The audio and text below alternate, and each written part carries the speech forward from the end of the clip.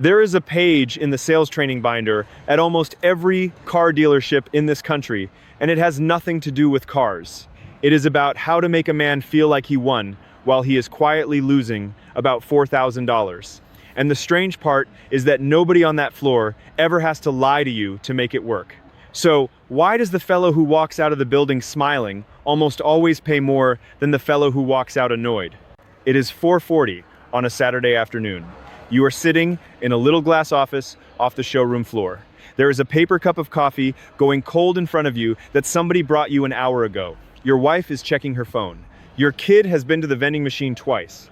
And the salesman, who has been perfectly nice to you all day, who showed you the trunk space and let you take the long test drive, has just gone to talk to his manager for the third time. 25 minutes each time. You have now been in that building for 4 hours. You are hungry. You want this over with. And when he comes back, he sits down and he turns a piece of paper around so it faces you, and there are 4 boxes drawn on it. And he says the sentence, "What kind of monthly payment were you looking to be at?" My name is Dale Merrick. I sold cars for 19 years.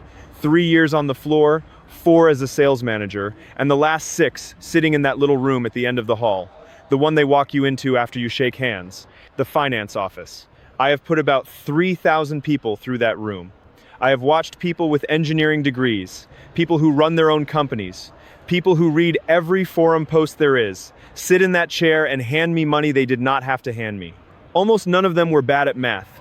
They were just answering the wrong question.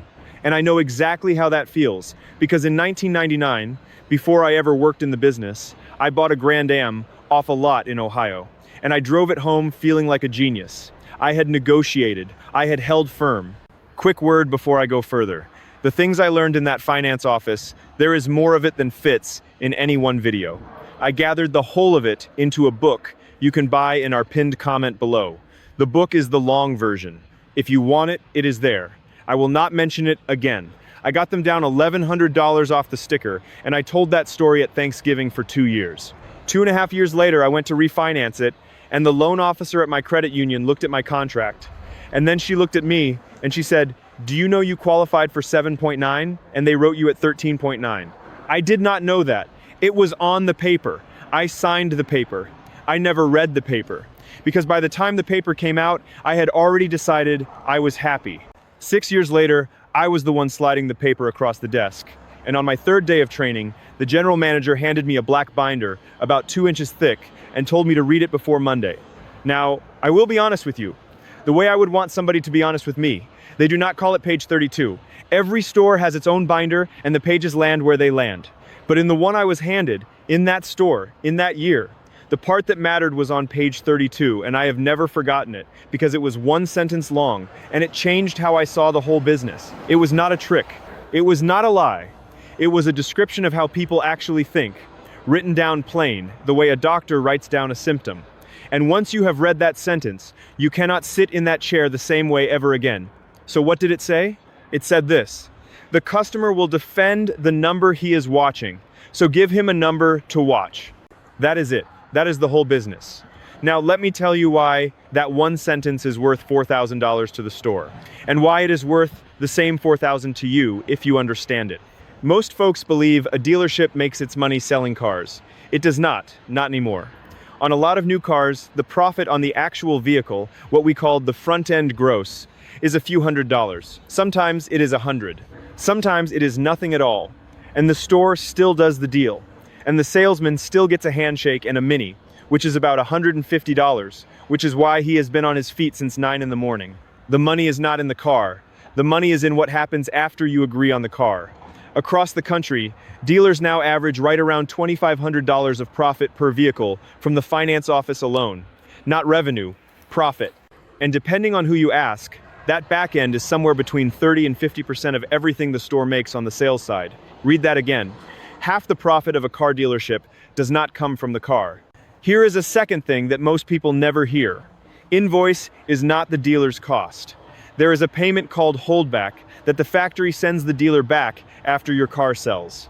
On Ford, on Chevrolet, on GMC, on Jeep and Ram, it runs about 3% of the sticker. On Toyota, Honda, and Lexus, it is about 2% of the base sticker. On a $45,000 truck that is somewhere between $900 and $1,300, sitting underneath the invoice price the manager just showed you and swore was his cost. Some brands, BMW, Audi, and Porsche among them, do not pay holdback at all, and they make it up elsewhere. I am not telling you this so you can walk in and demand the holdback. You will not get it. And saying the word out loud just makes everybody defensive. I am telling you so you understand something simple. When a man shows you a piece of paper and says, "This is my cost," that piece of paper has profit baked into it, and he knows it, and he is watching to see whether you know it. Now, back to that sheet with the 4 boxes. That sheet has a name. We called it the 4 square. Top left, the price of the car. Top right, the value of your trade. Bottom left, your down payment. Bottom right, the monthly payment. And here is the counterintuitive truth that reframes this entire thing, the one I want you to carry with you for the rest of your life. You are not making one deal at a dealership. You are making 4 separate deals at the same time, and every part of that building is designed to blend them into a single number so you cannot see any one of them clearly. Watch how it works. You say you want your payment around $600. Fine. Now the manager can pay you $2,000 more for your trade than it is worth, and take $3,000 off the discount on the new car and hand you back a sheet that says $601. And you will look at it and feel like you won on the trade. You will tell that story at Thanksgiving. Or he can hold the price firm and stretch the loan from 60 months to 84, and the payment drops, and you sign, and you have just paid thousands more in interest for a car you will be upside down in for 4 years. Or he leaves everything alone and adds 1.5 to your interest rate, which does not show up anywhere on that 4 square at all, and the payment barely moves. And that markup is worth about $2,000 to the store over the life of the loan. Every one of those is legal. Nobody lied. He gave you a number to watch, and you defended it. Meanwhile, the other 3 deals got made over your shoulder. That is the whole thing. That is page 32. And here is the sharp part.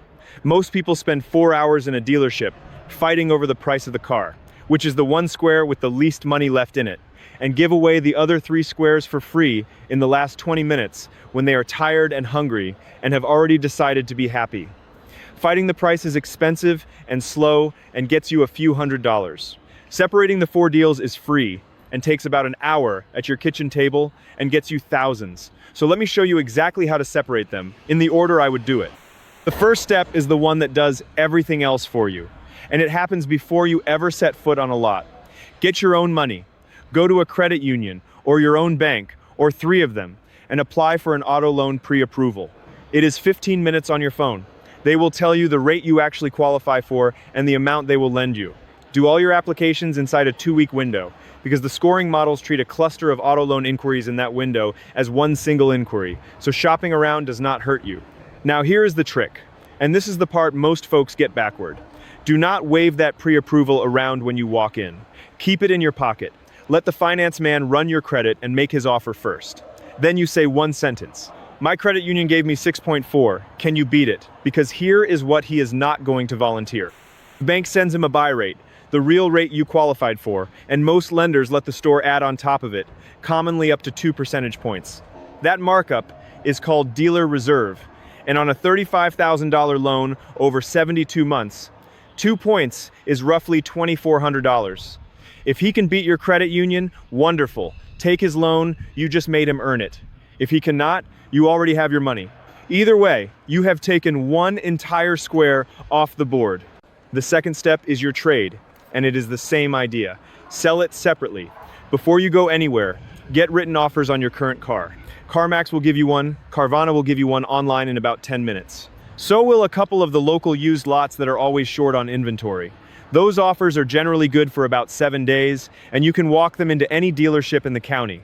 Now the trick, do not mention that you have a trade until the price of the new car is agreed and in writing. Not on the phone, not in the email, not when the salesman asks in the first 90 seconds, and he will ask in the first 90 seconds. Just say you are still deciding what to do with your current vehicle. Because the moment he knows about the trade, he has a second lever and he will use it. Price first, trade second, never together. Third step, and this one saves you the whole Saturday. Buy the car by email. Every dealership has an internet sales manager whose entire job is to answer emails and who is paid on volume, not on gross. Find the exact stock number of the car you want, on 8 or 10 dealer websites within 200 miles. Send every one of them the same short note. Stock number such and such. I am ready to buy this week. Please send me your itemized out the door price. That one word, itemized, is the whole trick. Out the door means everything. Tax, title, tags, and every fee. Itemized means they have to list them one at a time. And that is where the things live that nobody talks about. The dock fee, which runs about $350 to $500 in most of the country, is capped by law at $85 in California and routinely runs $1,000 or more in Florida with no cap at all. Then the add-ons: nitrogen in the tires, paint sealant, fabric protection, VIN etching. Recent surveys of tens of thousands of real quotes found that the large majority of dealer quotes carry add-ons, averaging around $400 when they show up. Some stores put $1,800 of it on every single car and call it a protection package. When you have 8 itemized quotes side by side on your kitchen table, you can see all of it at once, and you will find a spread of $2,000 and $3,000 between stores selling you the identical vehicle. Fourth step is what you say when they call you, because they will call you, and you only need one sentence. When they ask what monthly payment you are looking for, you say, "I am not shopping payments today. I am shopping the out-the-door number. I have my own financing." Say it kindly. Say it once. Do not argue. Do not explain. Do not apologize. That 4-square sheet cannot function without your payment number. And if you never give it, the whole worksheet is just 4 empty boxes and a pen. Fifth step is timing, and it is free money. Go the last 3 days of the month, and better yet, the last 3 days of March, June, September, or December. Manufacturers pay dealers volume bonuses in tiers, and a store sitting 1 or 2 cars short of a tier at 5 o'clock on the 31st will sell you a car at a loss to get there, because the bonus is worth more than the car. I have personally watched a general manager give away $2,200 of gross on the last day of a quarter without blinking. Same car, same salesman, same customer, would have been a firm no on the 8th. The sixth step is the little room, and this is where the money actually lives, so slow down here. After you agree on the price, they will walk you down the hall to the finance office. That man is not paperwork. He is the highest paid producer in the building, and he is paid on what he sells you in the next 30 minutes. He will turn a screen around with a menu on it, usually 4 columns, and the one he wants you in is not the cheapest. Extended warranty, which is really a vehicle service contract. Gap coverage, tire and wheel, prepaid maintenance. Every one of those is marked up hard, and almost every one of them can be bought later from somebody else for a fraction. Gap from your own insurance company or credit union often runs under $300 for coverage. The store wants $1,200 for. Factory-backed service contracts can be bought from franchise dealers online, the same contract from the same manufacturer, often for half. And you can buy most of them 30 or 60 days after you take the car home, so there is no rush. Here's the trick for that room. Ask him to print the deal with 0 products on it, so you can see the real payment first. Then, say no thank you, in the exact same friendly tone, as many times as it takes. He is trained to ask 5 times. That is not personal. Just be pleasant and be boring. And before you sign anything, look at 3 numbers on the contract with your own eyes. The amount financed, the interest rate, the number of months, not the payment. If those 3 are what you agreed to, sign it. If they are not, stand up. Now let me zoom out, because I did not make this to help you win an argument with a salesman. The average American buys somewhere between 8 and 12 cars in a lifetime. If you leave $3,000 behind on each one, and most people leave more than that, you have handed over $30,000 over your working life. And you have handed it over in the last 20 minutes of tired Saturdays. That is not a bad deal on a car. That is a year of your retirement. It is a kid's community college. It is the emergency fund you did not have the summer the furnace died. And it costs more than money. I watched a lot of couples come out of that room quiet. I watched a man sit in the parking lot afterward with the folder on his knees, adding it up, realizing and deciding not to tell his wife what the rate was. I have seen people carry that for years. Shame is expensive. And I want to say this plainly because it matters. The salesman is not your enemy. That kid has been on his feet for 10 hours and is making $150 on your deal. The finance manager is not a criminal. He is doing exactly the job he was hired to do under a plan somebody above him wrote. The dealer is not evil. This is a business with real overhead and thin margins, and a system that has been refined for 60 years. Your enemy is not a person in that building. Your enemy is the clock, and your own good mood. Here's the line I would want you to keep, the one the old hands used to say in the back of the shop. You never lose the money on the showroom floor. You lose it in the little room after you have already decided to be happy. So here is what you can do tonight. And it takes about 20 minutes. And it does not require you to be tough or clever or good at arguing, because I am not any of those things either. Open your phone.